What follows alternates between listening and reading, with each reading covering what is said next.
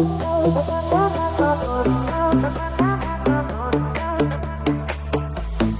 picture this, all right? A boxing ring. Spotlights are like blaring. Yeah. Ooh, I like where this is going. In one corner, you got like conviction, Yeah. social equality, fighting for the underdog. Mm-hmm. The other corner, steadfast. Yeah. Total champion of like individual liberty, right? Classic matchup. And they're going at it. Policy papers flying, fiery rhetoric, the whole bit. Sounds intense. But what if this whole captivating contest, right, is distracting us from like a way more fundamental question? Okay, I'm intrigued. Light on me. What if the ring itself, the very foundations, Whoa, hold on. The foundations, like what do you mean? our planet, right, the fabric of our societies, especially with all this crazy tech-changing things. Oh, I see. You're talking about the bigger picture stuff. Exactly. That's what really needs our attention. I mean, are we so obsessed with figuring out who wins between left and right that we're missing the burning issues? Ooh, I feel a deep dive coming on. You got it. Welcome to Dan's Plane. I'm Edward. And this is a deep dive into that very thing, that left-wing versus right-wing dynamic that never seems to go away. And I'm Lily, and we've been digging into some really fascinating stuff that you, our listeners, send our way. Yeah, and it's raising some serious questions, Lily. Like, in a healthy democracy, is this left-right battle the main event? Or are there bigger fish to fry? Exactly. But before we go there, we got to understand where these terms even come from, right? Back to basics. I like it. Left wing, right wing, they're not just labels someone made up, They actually go all the way back to the French Revolution. Yeah, the French Revolution. Always a good time. Right. So picture this. The French National Assembly. The radicals, those pushing for big change, they sat on the left side of the room. Okay. And those who wanted to keep things the way they were, the more conservative types, they sat on the right. Makes sense. So fast forward to today, and those terms have basically stuck around. Right. In the broadest sense, left-wing ideologies, they tend to put social equality at the top. Okay. And they're often down for government intervention to make things more fair. Think policies like, redistributing wealth, making healthcare accessible to everyone, and tackling climate change head on, like full force. Right. And it's not just one monolithic block, right? Yeah. There's a whole spectrum within the left. Absolutely. You got your democratic socialists, your more moderate liberals, and everything in between. And over on the right side of the spectrum? Well, they typically put a lot of emphasis on individual liberty. Freedom to do your own thing. Exactly. And free markets. They usually believe that the less the government interferes, the better things work. So less regulation, lower taxes, that kind of thing. Right on. And they often prioritize national security, too. Think strong borders, a strong military. And within the right, you've also got a wide range of views, right? For sure. You got libertarians who want the government to stay out of pretty much everything. And then you have your more nationalist groups who emphasize tradition and, putting their nation first. Right. And it's important to remember these aren't always neat and tidy categories. Absolutely. You can find folks on both sides who hold views that might seem like kind of contradictory. It's not always black and white. Nuance is key. Right, totally. Okay, so by now you're probably thinking, all right, which one of these is like better? For a healthy democracy, which side wins? Right. Which side is the champion? But as soon as you think that, another question pops up. Itches. Better at what? Ooh, good point. Like, what are we even measuring here? Are we talking about creating a booming economy, making sure everybody feels like they belong, protecting individual freedoms no matter what? Because the best approach probably depends on what your priorities are, right? Exactly. It's not as simple as saying one side is inherently superior. No, it's more about understanding what each approach brings to the table. Like, what are the strengths and potential weaknesses of each side, especially when facing the real-world challenges that every democracy has to deal with. Right on. So let's dig into that, shall we? Let's do it. Okay, so round one, we're calling this the left's power jabs. Ooh, fighting words. Right. And their first power jab, a big one, is economic equality. They really go after this. They see it as a core issue. Big time. And a question they ask a lot is, in a society that calls itself just, how can you have this massive gap between the super rich and people who can barely afford to eat? It's a question a lot of people are asking. Yeah, for sure. And the left often proposes solutions like, progressive taxation, where the more you earn, the higher percentage you pay in taxes. Okay. And then they often support strong welfare programs, like safety nets for people who are struggling. And they're big on protecting workers' rights, making sure people get paid fairly and have decent working conditions. Now, this is something that came up a lot in the materials our listeners sent, and it's a really interesting point. What's that? It's not just that they see economic equality as morally right. They also see it as essential for a healthy democracy. Interesting. How so? Well, the argument is that when you have extreme economic inequality, it can actually lead to political inequality. Meaning that the super wealthy have way more influence than everyone else. They can donate tons of money to political campaigns, lobby for policies that benefit them. It kind of tilts the playing field. So it undermines the idea of one person, one vote, right? Exactly. If some people have a much louder voice than others just because they have more money, it can warp the whole system. That makes a lot of sense. And that kind of leads into the left's next big argument: social justice. Fighting for those who have been marginalized. Yeah. And historically, the left has been at the forefront of so many movements for equality. Civil rights, racial justice, gender equality, LGBTQ plus rights, you name it. They've been pushing for a more inclusive society. Big time. And their core belief is that a true democracy has to guarantee equal rights and opportunities for everyone, no matter who they are or where they come from. And they often see the government as having a responsibility to actively address inequalities. Meaning? Well, it's not just about having laws that say everyone's equal on paper. It's about taking concrete steps to level the playing field, to create a society where everyone feels like they truly belong. Okay, that makes sense. And then there's the left's huge emphasis on environmental protection, right? Climate change is a major concern for them. Yeah, I mean, the science is pretty clear at this point. Yeah. And the left generally believes we need to take bold action now to protect the planet for future generations. So they often push for things like strict regulations on pollution, investing in renewable energy, and international cooperation to tackle the problem globally. Makes sense. And one of the themes that came up in some of the material you guys sent was this idea of collective responsibility. Yeah. That, like, protecting the environment isn't just an individual thing. It requires all of us working together, often with the government taking the lead to set standards and make sure everyone's doing their part. It's the idea that we're all in this together and we need to act collectively to solve big problems like climate change. Okay, makes sense. And then the last big thing in this round is the left's belief in a strong and active government. They often see government as a force for good. Yeah, they often think the government should step in to provide essential services like healthcare, education, infrastructure. Things they argue that the free market might not handle very well, or at least might not provide fairly for everyone. They see it as the government's job to ensure a basic standard of living and opportunity for all its citizens. Right. Okay, so let's sum up the left's strengths here. Round one recap. Exactly. So they're fighting for a more equitable society, trying to close those huge wealth gaps. They're pushing for inclusivity, which could lead to a stronger, more connected social fabric. And they're willing to tackle huge problems like climate change head-on. Those are some powerful arguments. They are. And we often see examples like the Scandinavian countries held up as models. Yeah, those countries with high taxes and big social safety nets. Right. But they also consistently rank high in quality of life and have stable economies. So it's like, is that proof that this approach can work? It's an interesting case study for sure. It is. And ultimately, the left's vision is often about creating a democracy where no one gets left behind. This is pretty good on paper. Right. But, as some of our listeners pointed out, there are some potential drawbacks to this approach, too. It's not all sunshine and roses. No approach is perfect. For sure. So one common concern is that high taxes and a lot of regulations could actually stifle economic growth. The argument is that it could discourage businesses from starting up and innovating. Yeah. And then there's the whole nanny state critique, that too much government involvement can actually erode individual freedoms and make people too reliant on the state. So it's a question of finding the right balance. Right. How much government is too much. And some people also worry about, like, welfare dependency. You know, what if people become so reliant on government assistance that they lose the motivation to work and provide for themselves? That's a valid concern. And then there's the risk of bureaucratic bloat. Mm-hmm. You know, a big sprawling government can become inefficient and wasteful. Absolutely. And it's important to acknowledge that there have been cases where a really strong focus on equality has led to unintended consequences. Like what? Well, some people point to Venezuela as an example.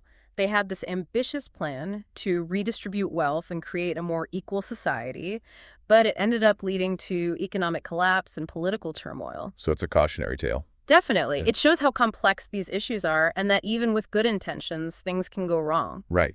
And it highlights a fundamental tension in democratic governance. Like, Yeah. how do you strike that balance between striving for equality and also fostering individual liberty? It's a tough question. No doubt.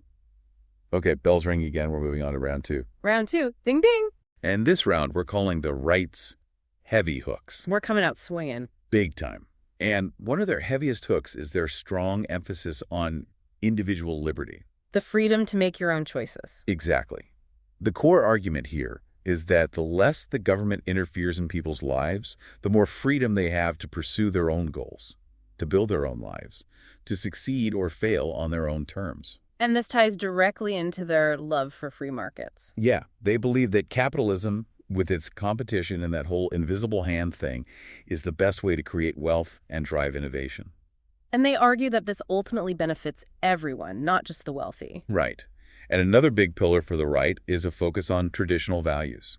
Respect for the old ways. Exactly. This can include things like a respect for established institutions, an emphasis on family and religious faith, and a strong sense of national pride. So things that give people a sense of belonging and shared identity. Right.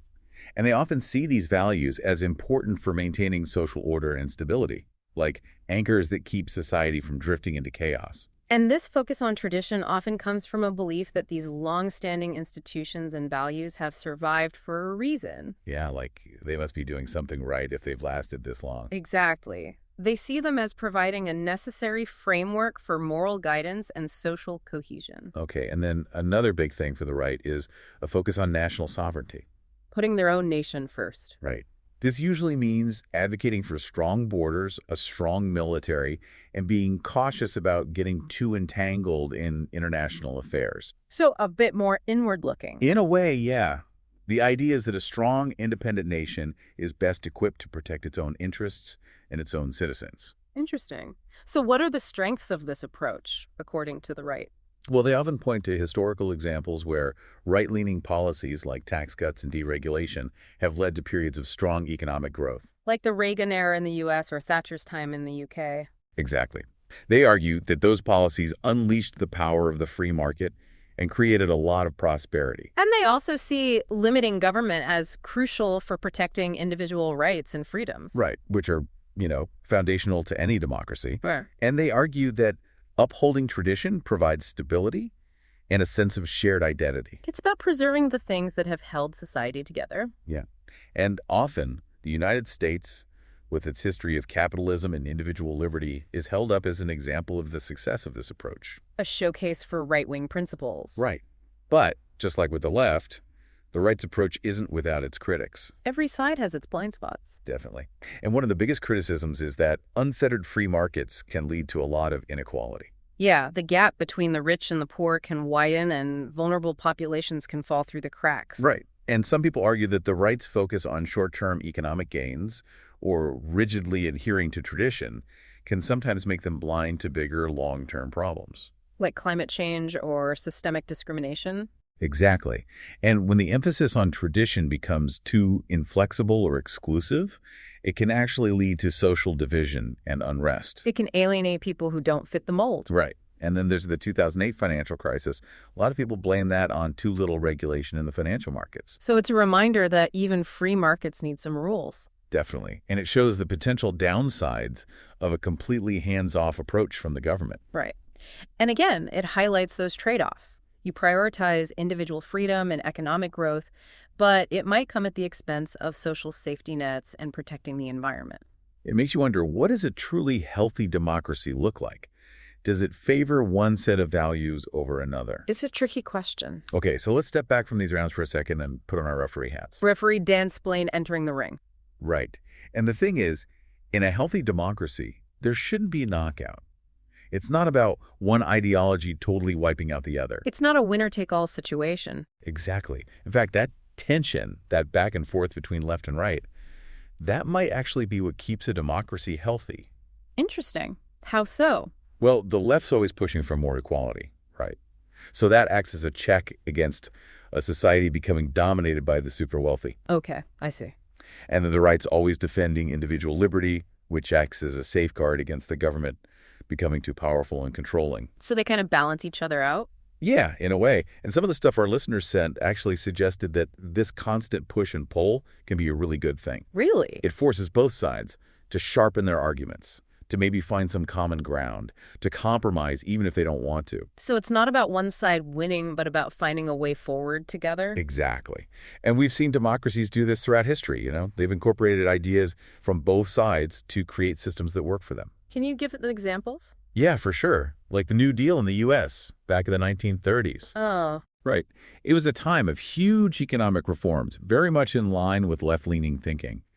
But it happened within a society that still had strong traditional values, which is more of a right-wing thing. So a blend of both. Exactly. And then look at modern Germany. They have a really strong market economy, but they also have this big social safety net.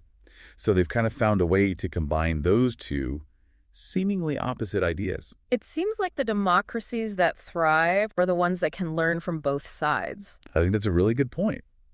But, and this is a big but, a big danger arises when that whole dynamic breaks down. What do you mean? Well, when things get super polarized. Yeah. You know, when both sides just dig in their heels and refuse to even listen to each other. That's when things get ugly. It is. And unfortunately, we're seeing a lot of that today. Those ideological lines are hardening, and constructive debate is turning into trench warfare. And a lot of people blame social media for making this worse, right? Yeah, big time. Because social media often creates these echo chambers where people only hear from those who already agree with them. So they get this distorted view of the other side. Totally. And it creates this situation where the loudest, most extreme voices dominate the conversation. So you get these caricatures, right? Like the greedy capitalist versus the woke tyrant. Exactly. And that makes it even harder to find common ground or even just have a civil conversation. And then you throw populism into the mix. Oh, yeah, that doesn't help. Whether it's left-wing populism that focuses on class warfare or right-wing populism that plays on fear of outsiders, it often makes compromise seem impossible. Like you're betraying your side if you even try to work with the other. Right.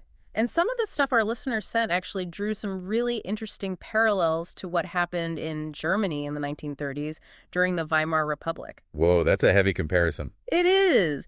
But the point is that back then, you had this intense conflict between the left and the right, and it created so much instability that it opened the door for extremist ideologies to take root. And we know how that ended. Yeah.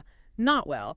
And the warning here is that when trust in democratic institutions erodes because of all this partisan fighting, the whole system becomes vulnerable. Okay, so now I want to throw out a question that might make some people uncomfortable. Hit me. What if this whole left-right fight, this endless back and forth, is actually a distraction from even bigger challenges? Okay, explain.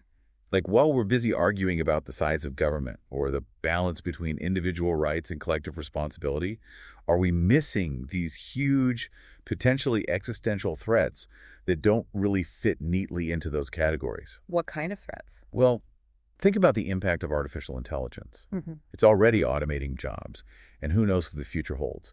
And then there's climate change, which is already causing all sorts of problems and could get way worse. And geopolitical instability with all the conflicts and tensions around the world. Right. These are problems that go beyond our usual left-right debates. And they require a different kind of thinking, right? Exactly. Like the left might say, we need global agreements to tackle these things. Mm-hmm. And the right might say, each nation needs to take care of itself. But these problems don't respect borders. They're interconnected global challenges. Exactly. And it makes you wonder if our traditional frameworks are even equipped to deal with them. So maybe we need to start thinking outside the box. For sure. And here's another potentially uncomfortable thought. What if the whole idea of a clear left-right spectrum is becoming outdated? Like, what if it's actually a construct that prevents us from seeing the real power dynamics at play? Ooh. That's a spicy take. Right. Like, what if this whole ideological battle is actually a kind of performance that keeps us distracted while the real power remains concentrated in the hands of a few? So it's a way of dividing people and preventing them from uniting against a common enemy. Exactly. And it makes you think, what if instead of blaming corporations, which is often a left-wing thing, or blaming government bureaucracy, which is often a right-wing thing, what if the real problem is something deeper? Like a fundamental imbalance of power. Right. and a decline in genuine democratic participation. Maybe people feel so disillusioned by the system that they just give up trying to make a difference. That's a scary thought. It is, and it makes you wonder, is the traditional left-right divide even relevant anymore? Like, does it still accurately reflect the challenges and opportunities we're facing? Especially with younger generations who seem to be less attached to those old labels. Right. They often hold views that mix what used to be considered strictly left-wing or right-wing ideas. So maybe those categories are breaking down. Maybe. And new fault lines are emerging, like the tension between globalism and nationalism, or between those who embrace technological progress and those who are more wary of it. It's a whole new landscape. It is. Okay, so we've covered a lot of ground here. We've explored the left, the right, the tensions between them, and maybe even the possibility that that whole framework is becoming obsolete. So as we wrap up this deep dive, is there a clear answer? Is one side really better than the other? Well, based on all the material we've looked at, it seems like the answer is a resounding no. No clear winner. Exactly. Neither the left nor the right has a monopoly on truth or a perfect blueprint for how a democracy should function. Both sides bring valuable perspectives to the table, and both have their limitations. And what seems crucial is that a healthy democracy needs that tension, that constant dialogue between different viewpoints. It's that back and forth that can lead to progress. It forces us to constantly reevaluate our assumptions and find ways to move forward together. Right. But that system can break down really easily if either side gets too extreme. Yeah, when tolerance disappears, things get dangerous. Exactly. Whether it's suppressing dissenting views in the name of social justice or excluding people in the name of tradition, those extremes are toxic for democracy. Because it shuts down the conversation and creates an us versus them mentality. Right. And I think the biggest threat isn't one side defeating the other. It's when either side forgets that the other represents real people with legitimate concerns. So, if we want our democracies to thrive, maybe we need to shift our focus. How so?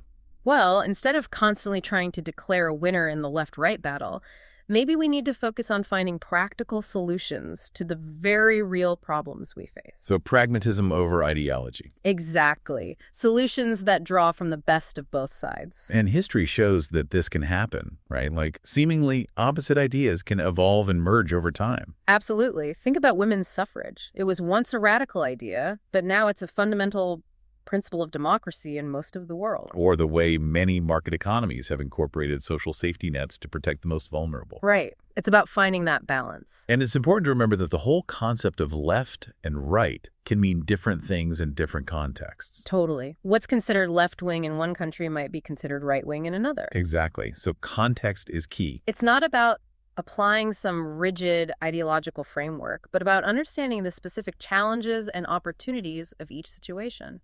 Well, Lily, that was a truly deep dive into the world of left versus right. Thank you so much for lending your expertise to this conversation. My pleasure, Edward. And I think it's a conversation we all need to be having. Absolutely. And to all our listeners, thank you for joining us on Danceplane. We hope this has given you some food for thought about the dynamics shaping our political landscape. And remember, a healthy democracy thrives on that tension, that back and forth between different ideas. It's not about one side winning, but about finding ways to work together, even when it's hard. So our final thought for you is this. Considering all the challenges our world faces, what are the fires we should be focusing on? The issues that are so important that they go beyond our usual left-right squabbles. What are the things that unite us rather than divide us? If you enjoyed this exploration and want to unpack more fascinating ideas with us, make sure to like and subscribe to Danceplane. And be sure to check out our website. Yeah, you can find all our latest episodes, articles, partner products, and more at www.danceplane.xyz. Thanks for listening. We'll catch you next time.